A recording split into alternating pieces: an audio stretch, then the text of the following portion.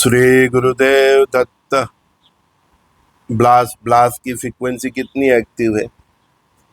हर रोज एक विमान average crash हो रहा है, विमान हो रहा है या हेलीकॉप्टर हो रहा है, कहीं पे बस का एक्सीडेंट हो रहा है। हाँ? अफगानिस्तान पाकिस्तान की लड़ाई में भी F-16 क्रैश हो गया, उसके पहले तुर्की में हो गया है ना, साउथ कोरिया में भी हुआ, ईरान में भी हुआ। तो हर दिन भारत में भी हुआ। वो पैसेंजर मेडिकल बस, पैसेंजर प्लेन, छोटी 9 सीट का 10 सीट का छोटा होता है ना, वो भी क्रैश हो गया। हर दिन आप बैठे आराम से कहीं पे भी और मोबाइल पे मैसेज आ जाता है कि प्लेन क्रैश हुआ, हेलीकॉप्टर क्रैश हुआ। तो मतलब जो मैंने बोला था सितंबर अक्टूबर से ब्लास्ट ब्लास्ट ब्लास्ट, है ना, और मैंने स्ट्रिक्टली वार्निंग किया कि जहाँ तक हो सके हवाई जहाज की मुसाफरी मत करना, है ना। तो अभी भी मैंने बोला ही है 20 मार्च तक का एकदम है, और 20 मार्च से फिर वापस हम देखें तो मई 11 तक का फ्रीक्वेंसी इतना एक्टिव है कि हम कई प्रकार के प्लेन क्रैश होते हुए देखेंगे। मतलब जो हवाई जहाज होता है, मतलब एयरफोर्स के जो प्लेन होते हैं वो सबसे ज़्यादा विक्टिम होते हैं। और आज सुबह की जो न्यूज़ है अभी अभी बोलिविया के अल आल्तो शहर में आज सुबह ही वायुसेना का हरक्यूलिस विमान क्रैश हो गया। वो देश की करेंसी लेके जा रहा था, तो लैंडिंग के वक्त ही क्रैश हुआ। उसका जो रोड है वो उसने छोड़ दिया, स्लिप हो गया और कई कारों से और मतलब वाहनों से भी वो टकराया। करीबन 15 लोगों की मौत हो गई है, 30 से ज़्यादा घायल है।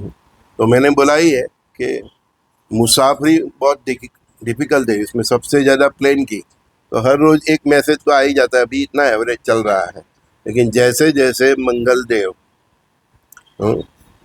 और राहु की नज़दीकियाँ बढ़ेगी, मंगल देव और राहु की नज़दीकियाँ जैसे जैसे बढ़ेगी, हम ये ब्लास्ट की घटनाएं हम उसमें फ्रीक्वेंसी और बढ़ जाएगी। और 13 मार्च और उसके पहले के 5-6 दिन, उसके बाद के 5-6 दिन, वो टाइम सबसे ज़्यादा घातक है। तो उस टाइम की किसी ने भी टिकट बुक करवाई हो और अननेसेसरी है तो आप उसको डिले ही करें, है ना। 20 मार्च के बाद ही सोचें। लेकिन एक्चुअली तो 2 अप्रैल तक का वक्त इतना ख़राब है, लेकिन सबसे ज़्यादा फ्रीक्वेंसी 13 मार्च के आगे पीछे के 5-6 दिन, तो 20 मार्च तक बोला है। 20 मार्च के बाद जाना है तो किसी अच्छे ज्ञानी को पूछ के टिकट बुक करवाएं। अदरवाइज 11 मई तक हवाई जहाज की मुसाफरी डिले ही करें। ट्रेन से जाए चाहे तो दूसरी और आपके ऑप्शन हो, लेकिन आप कार से जा रहे हो, आपकी CNG की कार हो, इलेक्ट्रिक कार हो, पेट्रोल की कार हो, डीजल की कार हो। देखो ये प्लेन रनवे से स्लिप होके हाईवे पे चला गया, है ना, और उधर जो गाड़ियाँ जा रही थी उससे साथ टकरा गया। मतलब कार की जर्नी भी सेफ नहीं। तो सेफ्टी बहुत ज़रूरी है। और ये जो कालखंड है इसमें अननेसेसरी मुसाफरी से आप दूर ही रहिए। सबसे ज़्यादा इसकी इफेक्ट हवाई जहाज पे होने वाली, फिर बस, फिर बाद में ट्रेन।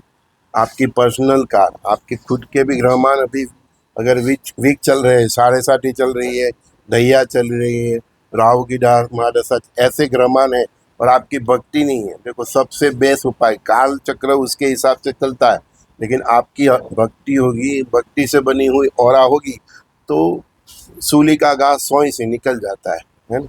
तो ये टाइम पे सबसे ज़्यादा हम लोग बताते हैं, ज़रूर बताते हैं ये कालखंड ऐसा है, लेकिन सबसे ज़्यादा ज़रूरी है आपका हर रोज़ का भक्ति। आप हर रोज़ 15-20 मिनट अपने मंदिर, अपने घर में जो देव स्थान है उधर धूप जलाइए, दीप जलाइए, और 15-20 मिनट 25 मिनट आपके इष्ट देव का, आपकी कुल देवी का, आप जो नव दुर्गा को मानते हैं, राम कृष्ण शंकर हनुमान श्री गुरुदेव दत्तात्रेय भगवान वाहे गुरु अल्लाह यीशु, जिसको भी मानते हो उसको 20-25 मिनट उसके सामने बैठ के उसका कीर्तन करे, भजन करे, उसका स्मरण करे, उसके साथ कनक होइए, शुद्ध सात्विक जीवन जिए, चरित्र संभालिए, तो आपकी एक औरा बनेगी। तो चाहे कितने भी खराब बुरे से बुरे ग्रहमान हो, तो आपको सूली का घास सोए से जाएगा। लेकिन फिर भी इतनी अच्छी भक्ति है, फिर भी ये जो मैं काल चक्र बता रहा हूँ, उसमें हवाई मुसाफरी से तो दूर ही रहिए। आपकी औरा अच्छे है तो बस का एक्सीडेंट होगा तो आप कुछ भी बच जाएंगे, लेकिन हवाई मुसाफरी में तो बचना ही मुश्किल है।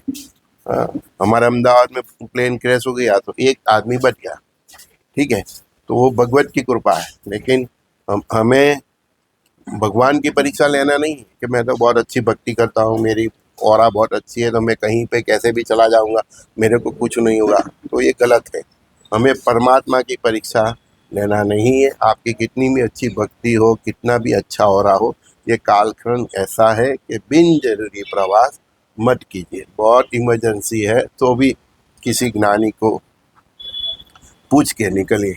फिर भी मेरी तो ये रिक्वेस्ट है कि 20 मार्च तक हवाई जहाज से तो दूर ही रहिए, है ना। और 20 मार्च के बाद भी एक 11 मई तक का वक्त ऐसा है, निकलना है तो किसी को पूछ के निकलिए, किसी ज्ञानी से साथ सलाह मसावरा करके निकलिए। और टोटली जिम्मेदारी वो ज्ञानी पे भी मत डाल दीजिए। आपको बहुत ज़रूरी है तो आप हवाई जहाज का विकल्प दूसरा ढूंढ लीजिए, है ना। और अपनी कार से भी जा रहे हो तो देखो, ये प्लेन अपने रनवे से फिसल के रोड पे टकरा गया, सब वाहनों के आगे, बराबर 15 लोग उतर ही। तो मतलब मुसीबत कहीं से भी आ सकती है, आप सोचे नहीं है। हम कई टाइम से देख रहे हैं कि हवाई जहाज या तो 4 व्हील के ऊपर गिर रहा है कि 4 व्हील के साथ भी टकरा रहे हैं। तो आप उस प्रकार के रोड से जा रहे हो जहाँ एयरपोर्ट एकदम नज़ीक है, वो है, आपके ऊपर से भी एयरपोर्ट जा रहा है, तो मतलब एयरप्लेन जा रहा है, एयरपोर्ट नहीं एयरप्लेन, सॉरी। तो थोड़ा सावध रहिए, नज़र रखिए। साथ में 2-3 आदमी हो तो एक को बोले कि नज़र रखें। बहुत मुश्किल है, कब कोई क्या ये, जैसे वो गर्मी से पक्षी कैसे गिरते हैं, उसको लू लग जाती है ना, धूप लग जाती है, तो पक्षी कैसे गर्मी में गिरते हैं, ऐसे ये प्लेन गिरते रहेंगे। इंजन सडनली फेल हो जाएगा, उसका फ्यूल सिस्टम सडनली ऑफ हो जाएगा, कुछ सॉफ्टवेयर में गड़बड़ होगी। क्योंकि अभी परमात्मा चाहते ही नहीं है कि आप हवाई मुसाफरी करो, बस ये एक बात समझ लो। तो इसकी फ्रीक्वेंसी मई 11 तक बहुत है, उसमें भी ये 20 मार्च तक का समय एकदम कातिल है। उसमें भी 13 मार्च के आगे पीछे के 5-6 दिन बहुत कातिल है। और ये जो मिडल ईस्ट में जो चल रहा है अभी टेंशन, तो उसकी असर, उसमें भी अगर जो कुछ क्लिक होना है तो यही कालखंड में होगा जो अभी मैंने बताया। 13 मार्च पहले के 5-6 दिन आगे पीछे के, और 20 मार्च से जो 11 मई तक का टाइम है। तो मिडल ईस्ट में भी अगर हम कोई एक्शन देखने जा रहे हैं तो ये चंद्र ग्रहण के इर्द गिर्द से उसकी ऑरा और बढ़ जाएगी। तो मैंने बोला ही है कि जैसे जैसे मंगल देव आगे चलेंगे, अभी कुंभ राशि में राहु के साथ उसका बहुत डेंजर युति हो रही है।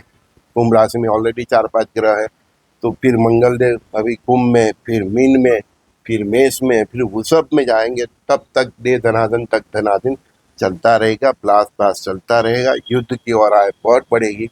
और अभी जो होगा मार्च महीने में जो होगा एक्शन, उसका रिएक्शन हम अप्रैल से देखेंगे, मई 11 तक, और फिर जून जुलाई अगस्त तक, है।